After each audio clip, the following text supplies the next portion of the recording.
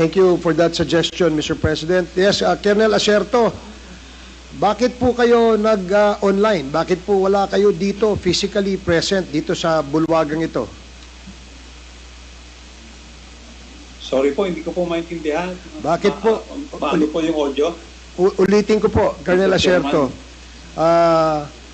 Pwede po bang malaman bakit wala po kayo dito physically dito sa bulwagang ito nang sa ganon ay kayo po'y makaharap dito sa committee hearing ng Quadcom?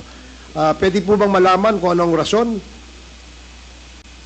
Ako po ay, Mr. Chairman, ako po ay nagtatanong dahil ako po ay pinapapatay ni dating Pangulong Duterte dahil sa ginawa kong report tungkol kay Michael Yang at Alan Lim.